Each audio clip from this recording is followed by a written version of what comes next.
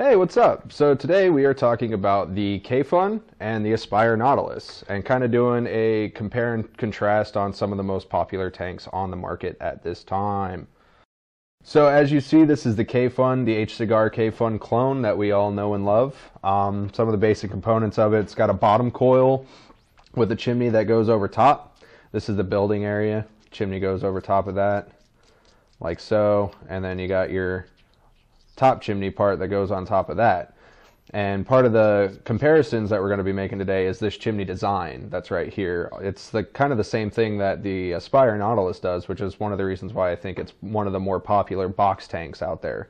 Now this is the Aspire Nautilus tank. This is the tank that we're really wanting to talk about today because everybody knows about the Kayfun. This, again, the Aspire Nautilus, it has a 5 milliliter Pyrex tank.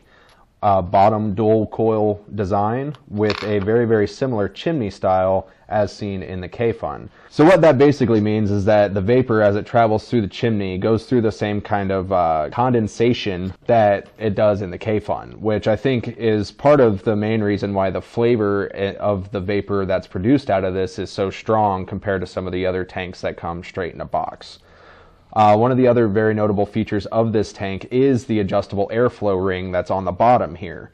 There's a couple of holes, 4 of them to be exact, drilled around the bottom of the base of the Aspire Nautilus tank. And it has this locking ring, which I don't know if you guys can hear that, but it actually clicks into place, which is an awesome locking design. It's really super not hard to move on purpose, but on accident it's not really going anywhere. So this is actually just a side-by-side comparison, what I really wanted to show you about the chimney setup of the Kayfun versus the Aspire Nautilus. Obviously on the Kayfun it's a lot bigger around because you need some room to work on with a rebuildable like that. However, if you notice, it's almost the exact same design and shape. It comes from like a large cylinder up to a cone and then into the air pipe. So again, I think that's probably one of the main reasons the Aspire Nautilus performs so well, is just the amount of vapor you get out of it, the amount of flavor you get out of it. It's comparable to a rebuildable. It's not quite there, but it's really close compared to any of the other tanks that are out there on the market. Just for a little bit of a comparison here, I've got the Pravari, 2 Pravaris, both set to 3.7 volts. And then I have a 1.9 resistance Aspire Nautilus tank and a 1.2 resistance Kayfun. And I just want to kind of give a quick demo of the kind of vapor production comparatively. So we'll start with the Kayfun first.